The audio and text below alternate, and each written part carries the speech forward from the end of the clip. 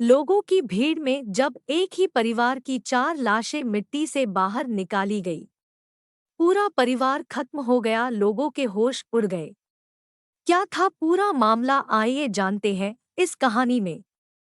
कहानी की शुरुआत होती है पंजाब एक गांव से, जहां काया नाम की जवान लड़की उम्र 20 से 21 साल अपने मामा और मामी के साथ उनके घर रहती है। काया 15 साल की थी जब उसके माता पिता की मौत हो गई। उसका और कोई नहीं था तो उसके मामा मामी काया को अपने साथ अपने घर ले आए थे। पढ़ाई में ज्यादा होशियार न होने की वजह से काया ने 10वीं के बाद पढ़ाई छोड़ दी थी। काया अब अपनी मामी के साथ घर का काम करती थी और अपने भाई बहन का ध्यान रखती थी। ये भाई बहन उसके मामा के बच्चे थे, जिसमें बहन की उम्र 11 साल और भाई की उम्र 8 साल थी। काया अपने आस पड़ोस की महिलाओं के साथ 3 दिन की यात्रा पर चली गई। काया जब वापस घर आई तो काया ने देखा कि घर पर कोई नहीं था और कहीं कोई ताला भी ना लगा था। काया ने थोड़ी देर इंतजार किया और फिर आस पड़ोस से पूछना शुरू किया, पर किसी को कुछ न पता था कि वो कहाँ गए। काया ने खेत पर जाकर भी देखा तो कोई ना मिला। सुबह से शाम होने को आई पर मामा मामी और बच्चों का कोई पता नहीं था। पूरा आस पड़ोस इकट्ठा हो गया। अब काया की बेचैनी बढ़ रही थी और वो रोने लगी। रात होने लगी तो काया के साथ 2-3 औरतें रुक गई और सुबह तक का इंतजार करने को कहा। सारी रात काया रोती रही, उसे समझ में नहीं आ रहा था कि हो क्या गया है। सुबह हो गई पर उनका अभी तक कुछ अता पता नहीं था। मोहल्ले के 4-5 सूझवान आदमी काया को साथ लेकर थाने चले गए। पुलिस थाने में रिपोर्ट करने पर एसएचओ ने एएसआई जसविंदर सिंह को ये केस सौंप दिया गया। जांच पड़ताल शुरू हो गई। आस पड़ोस से पूछताछ की गई और काया से पूछा गया। उनके एरिया में भाल शुरू कर दी गई। 1 कर 10 दिन निकल गए पर केस वहीं पर था। गांव के सरपंच द्वारा पुलिस पर दबाव बनाया जा रहा था पर पुलिस को कुछ नहीं मिल रहा था। पुलिस पर दबाव बनने पर एएसआई जसविंदर सिंह ने दिमाग लगाया और पूछताछ बारीकी से दोबारा शुरू की। पूछताछ के दौरान पुलिस को एक पॉइंट मिला, जिसमें एक औरत ने कहा कि यात्रा पर जाने की हमारी कई दिनों से प्लानिंग चल रही थी।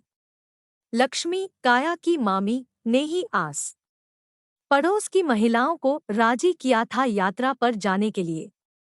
यात्रा पर जाने से एक दिन पहले शाम को उस औरत की लक्ष्मी से बात हुई थी तो लक्ष्मी बोली के लिए हमने तैयारी कर ली है, सुबह हम सब जल्दी ही निकल चले गए। पर अगली सुबह हमारे साथ काया चली गई। पूछने पर काया बोली थी कि मामी ने मुझे जबरदस्ती भेज दिया। पुलिस का सस्पेंस अब काया पर जा रुका।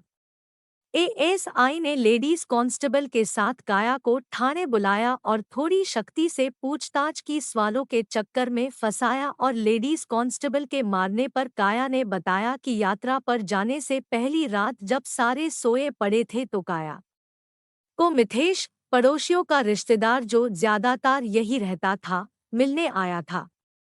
वो पहले भी बहुत मिलने आता था। हम दोनों एक दूसरे को प्यार करते हैं और शादी भी करना चाहते हैं। उस रात जब वो मिलने आया तो हम जैसे ही मिल रहे थे तो ऊपर से मामा आ गए। मामा हमें देखते ही गुस्से में आ गए और उन्होंने मुझे थप्पड़ मारे, गालियां थी और घर से भगाने की बात कही। जैसे ही मिथेश से हाथ पाई करने लगे तो मैंने एक भारी डंडा पास में पड़ा था उठाया और जोर से कई बार मामा के सर पर मार दिया। वो नीचे गिर गए और तड़पने लगे। मामी भी जाग गई। फिर पुलिस के डर से हम दोनों ने मामी को भी मार दिया।